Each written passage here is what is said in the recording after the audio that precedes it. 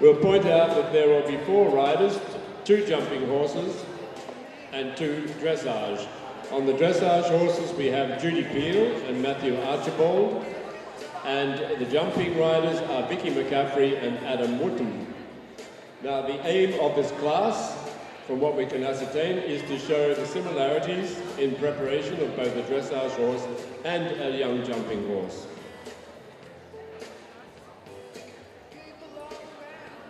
And whoever can spot which is the show jumping horses and who's the dressage horses wins a Toyota.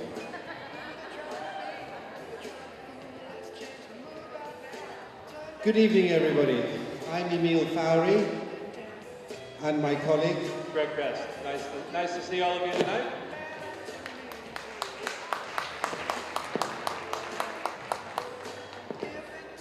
There's a big common thought around the world, I think, that show jumpers and dressage work very differently.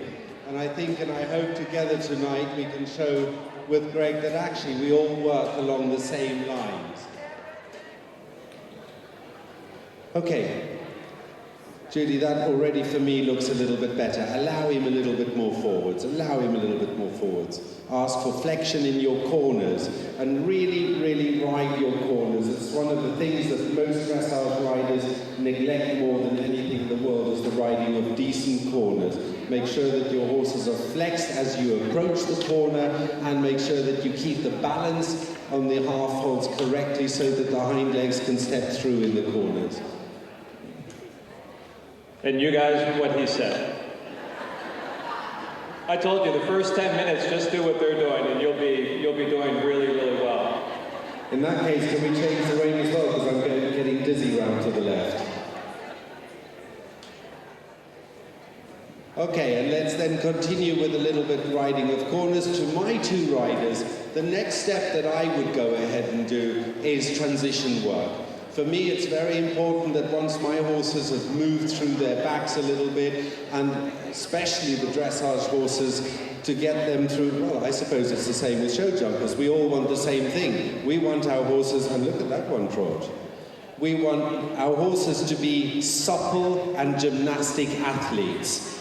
But for me, the most important thing is to create a good balance. So I would like my 2 riders now to start riding a few trot-walk transitions.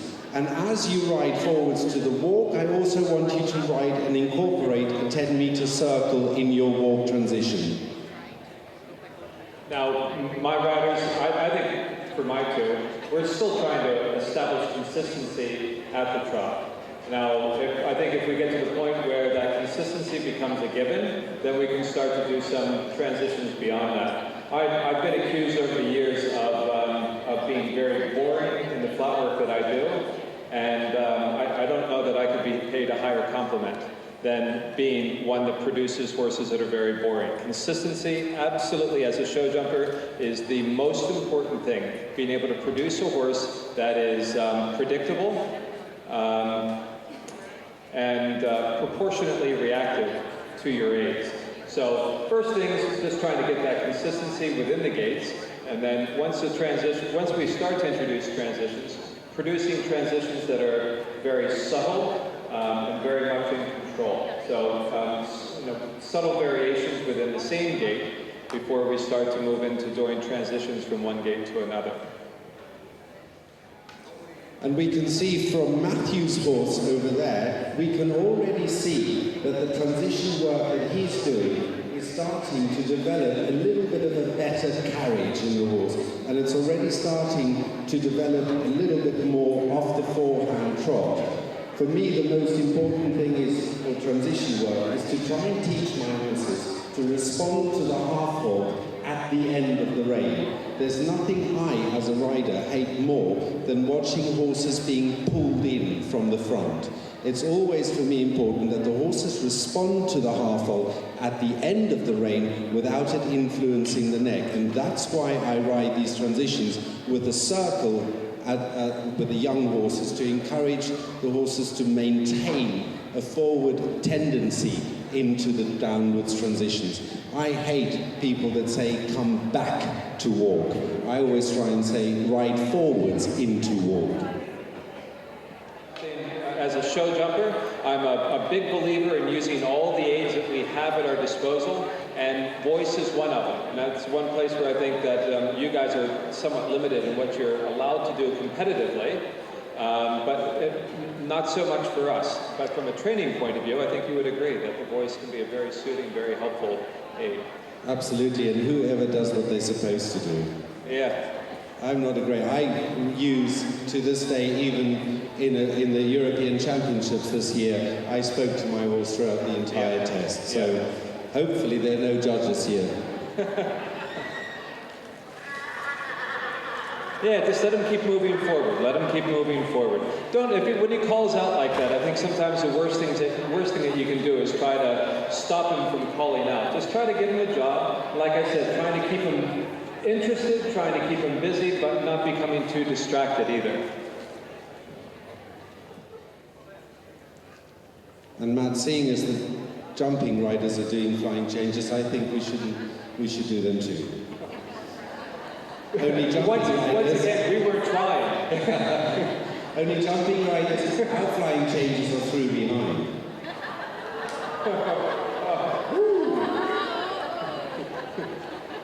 I'm not actually sure what that means.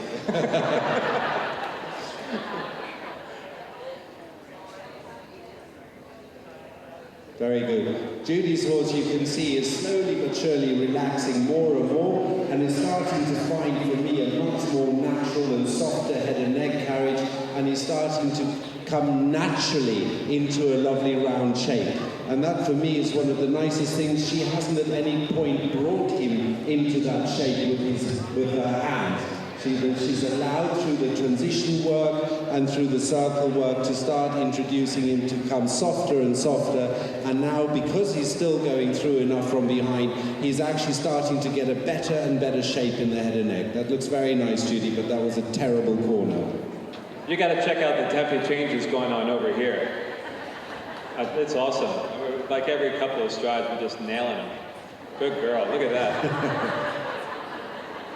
Okay. Yeah. She can even do them on purpose, too. Matthew, show them how it's done. You're doing a great job. And just little things like that. It keeps them interested. It keeps them busy. That's a flying change. Yeah. Okay. You got me beat there. And that one was planned as well. Consistency, and I say this all the time, consistency is the most important thing that I'm looking for as we begin the day jumping with any horse. Just trying to get the horses to be relaxed, very consistent regarding the balance, straightness, length of stride, level of impulsion. That's what we're trying to establish at the beginning. The takeoff spot is absolutely irrelevant at the beginning. What we're really trying to do is ride the horse effectively.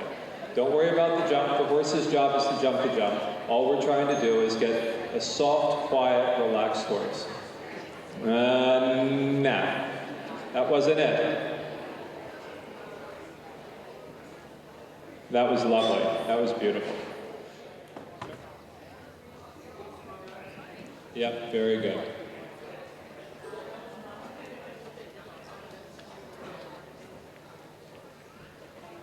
Yeah, and you do a terrific job. That's it. You do such a good job, and I remarked about this yesterday as well, about how you do such a good job of just letting the horse go down to the jump, emphasizing that consistency above all else. Yeah, very good. Okay, let's let him walk for a minute. We'll let the other guys show off some fancy moves. Right, Matthew, if you could just pop over the Soxa for me. Okay, we'll take out the next stage on, and we'll start working at a little bit more suppleness in the young horses. Now, for me, we're going to start off with Judy, where we are going to do, Judy, if you can grab me a diagonal coming from over there somewhere with a half circle, and then just as you hit this fence here, a bit of left flexion and leg yield to the track. Matt, you might as well do the same as well. I use, for the young horses, a lot of leg yielding because I think it's one of the safest ways of getting my horses supple without asking too much sideways. There's a very big difference between a horse going sideways in trot or a horse trotting sideways. Any horse can go sideways in trot, but the big secret is making sure that they trot sideways. And for that, I mean, I want my horse to remain true in his body. And you could see there, as Matt did the few steps of leg yield there, the horse still stayed equally good through both sides of the contact.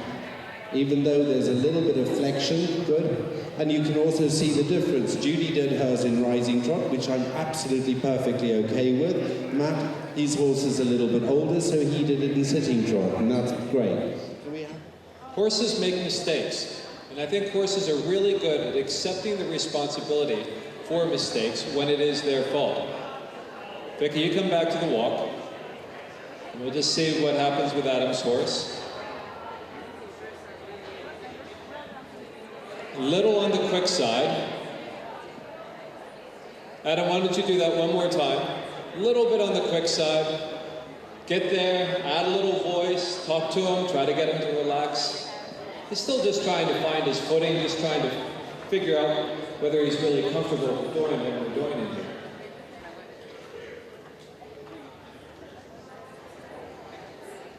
Whoa. Yeah, you see, I mean, it was probably a better quality jump, but there was one little inconsistency there, that the horse changed from the right lead to the left lead and the last stride in front of the jump. And again, this is probably an indication that the horse is a little bit unsure. I'm just trying to, you know, we could do this 100 more times, and I won't bore you and ask you to. That was a very nice jump. That was well ridden, well jumped by the horse, and back to the walk. That's good. One of the really interesting things there that I noticed with both of those horses jumping was the adjustability of the horses before the fences.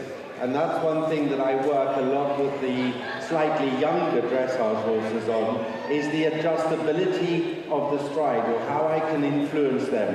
And I'd like to just, with Matthew here in a minute on a circle, show you an exercise that I use, which for me is probably one of the most valuable things. A lot of riders ride towards collection far too much backwards. And Matthew, if you're ready, just forwards to canter, please. And this is an exercise that I use because basically it's of its simplicity, number one. I try and make sure that my explanations to my horses is as simple as possible, because we have to make sure that the understanding of a horse is such that you can explain it to him as simple as way as possible. A little bit more working tempo in your canter, touch short of the rein, that's it. And then I just slowly but surely decrease the size of the circle, but I do it very methodically and very, not in too quick, not in too quick.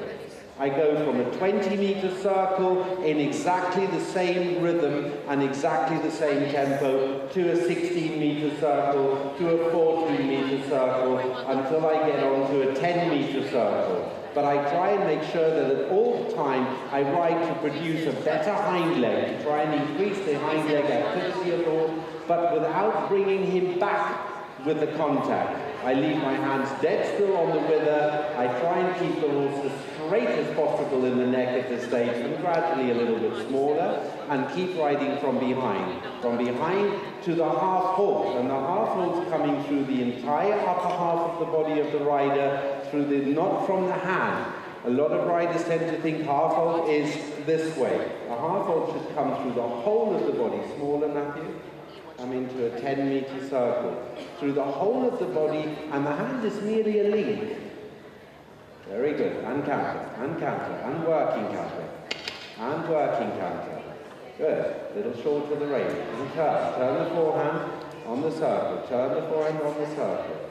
Good boy. And right out. And you could see there a couple of times the horse found it a little bit difficult, but this is a really useful and a very simple exercise that I use with absolutely all my horses to try and make sure that towards collection and towards the adjustability of the stride, that I ride from behind the hind legs to the contact and not from the contact back. That way I never interfere with the quality of stride, and hopefully I keep the quality, the basic quality of the canter good. Let's do that once more. When you're ready, keep your reins at a working length. Don't let them slip long. Excellent.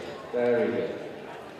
And you can see Matthew's got a lovely, elegant position in the saddle. He sits dead still, and this is the secret of a dressage rider, to sit still and remain at all times central in the saddle until you give your horse help him with the balance. And from behind, to the half holds from the upper half from the shoulder, and canter, and canter, and canter. And you can see that the horse visibly becomes shorter in his frame. Good boy, and right out. Excellent, rewarding.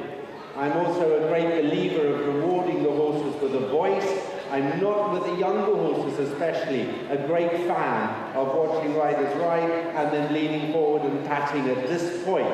When your horse is in absolute self-carriage, then yes, maybe, but the sort of touch of the neck with a rein in one hand, I'm not a great fan of, because for me at this point, there's two ways of rewarding him. Either in the middle of the neck with a big pat, but the voice for me is at this point a really important part, that I have a constant rewarding sound to my horse if he does well. And I think you'll agree this has actually improved the quality of this horse's canter. Thank you, Matthew. Go large and bring him forwards to walk. And we might actually do it with a 4-year-old as well, when you're ready. And then we can also see a little bit the difference. Forwards to trot when you're ready, Judy. On the circle. Forward the trot, working trot. Hands still and quiet on his neck. Working trot, come, working trot. Now that's still for me not quite working enough.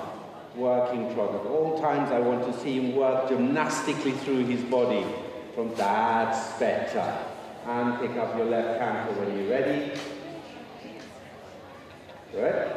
It was possibly not a perfect transition yet, but the horse went forwards into the canter. Good. Big 20-meter circle, and again, working canter.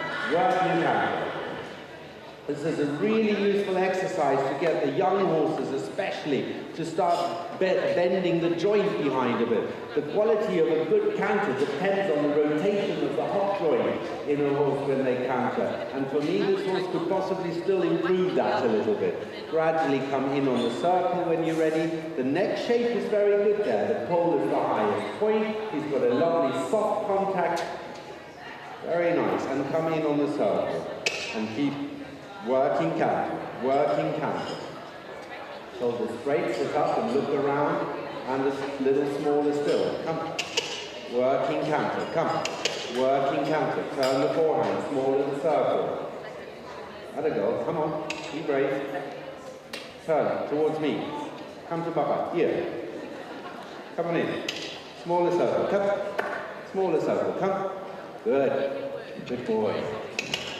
Good boy, and right out. And you can see again there, immediately the shape of the horse starts changing. Good, and right out, go large, rewarding, very good. It's a really very simple but very effective way of riding the younger horses towards more collection.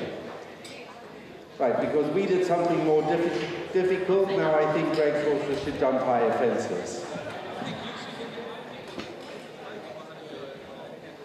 Come on then. Who's first? On the circle, shoulders straight. Had a go. Pick up your left canter when you're ready.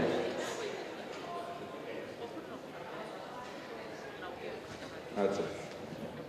Quietly on the circle. First, just a 20-meter circle. Very, very gentle. This is also, for me, a very, very valuable exercise in actually getting horses straight.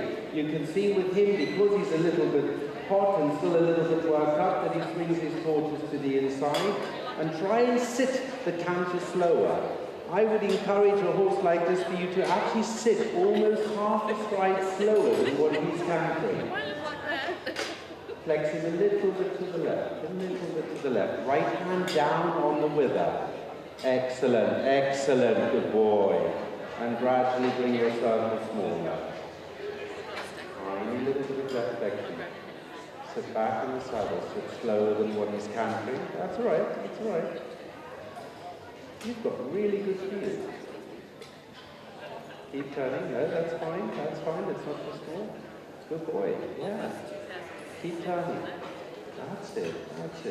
Gently keep turning the forehand round. That's it.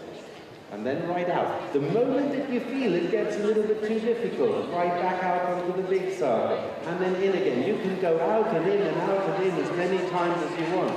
But this is a nice way of getting horses to stay round over the back and encourage them to start bending in their joints and rotating that hind leg joint. I think it's my voice that's getting them hot. I'll do my Barry White impersonation. Little shorter your rein, still shorter the rein. That's it, and then just sit still. Don't take back against the rein. Sit slower than what he's cantering and turn the forehand to the inside. Forehand, that's it, good boy. Keep turning. The minute he wants to lean in, turn your left shoulder back. Whoa, she's doing a pirouette. Either she's trying to mow me down, or we've schooled her right up to Grand Prix level already. Whoa, I didn't know I was that good. Can we try the other way once more? Let's see if we can do it on the other way too. Quietly just ask for the neck to drop a little bit. Very quietly, slowly. That's it. Keep your outside rein contact secure. Give him an equal feel on both sides and gently ask him to lower the neck a bit. Good boy, that's small enough. Super, right out and reward him. Very good. Hey! Vicky, you're a good sport. Emile, thank you. That was great. Now we're just putting together a little pattern for these two horses. We're going to jump this jump on the right lead heading that direction, then come across the diagonal to the horse head jump, and then turn left. And it's just a very nice normal 4-stride line between the vertical here and the blue and white oxer. So we'll just do that one at a time. And again, we're just trying to get the horses relaxed, trying to create some good consistency, making sure that the horses aren't shifting left or right, not becoming inconsistent in the length of stride.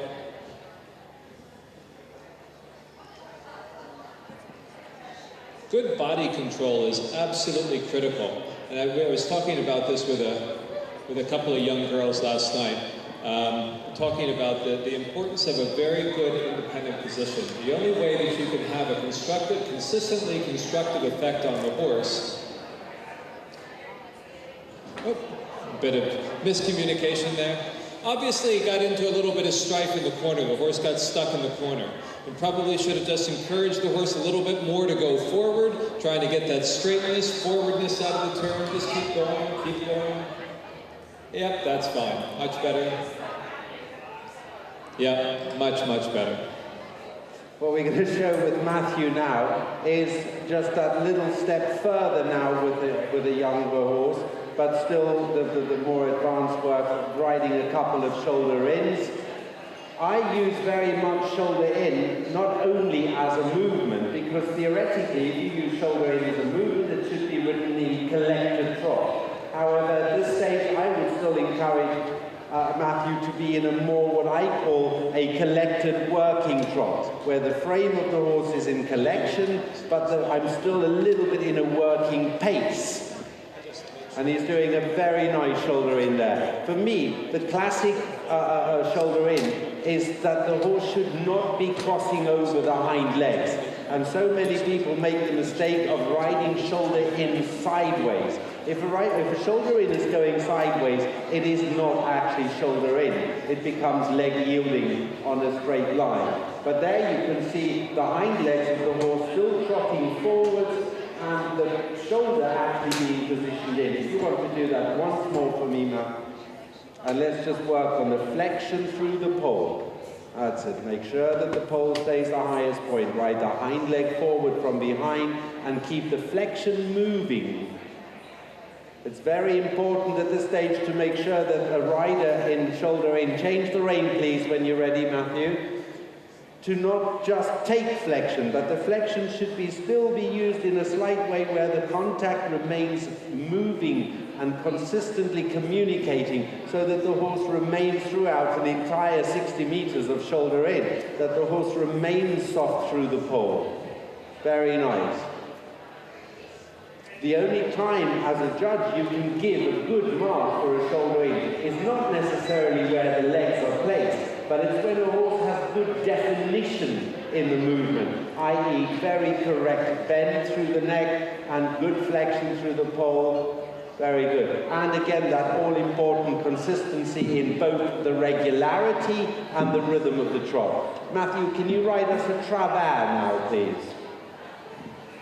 Travers being exactly the opposite, but in this case, it's the shoulders and the front legs of the horse that should be trotting straight. Excellent. And he's demonstrating that really, really well. Touch short of the rein. So the shoulder and the front leg of the horse should remain parallel to the short sides, and it's now the quarters that have got to come in, and hopefully we see the horse starting to bend around the rib cage, the inside leg of the rider. Excellent. Don't override the angle. Jumps are slightly bigger. Nothing changes. Our objective is still the same. Both these guys know that the turn after this single oxer on the diagonal is the hard part, the really important part of what they're trying to do out here. I'm just trying to get the horses to land, come back, be soft, be quiet. Yep, that's fine, that's fine. Same thing, ride up out of the turn slightly.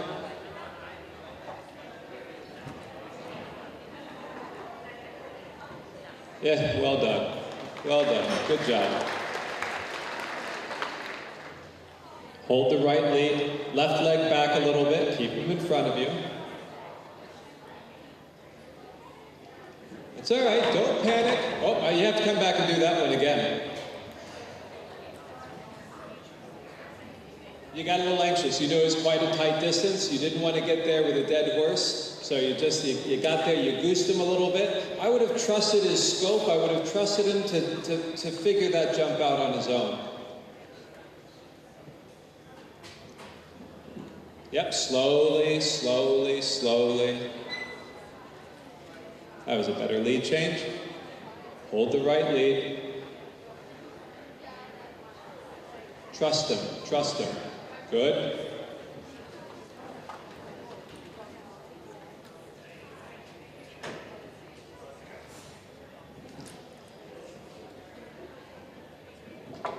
Yep, well done. Good.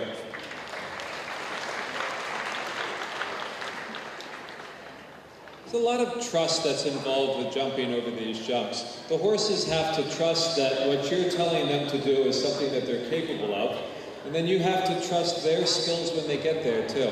And we don't always get it right, but there's nothing wrong with the fact that we get it wrong every now and again, because as long as the horses have the chance to think for themselves and they're allowed to make adjustments on their own, they should be fine.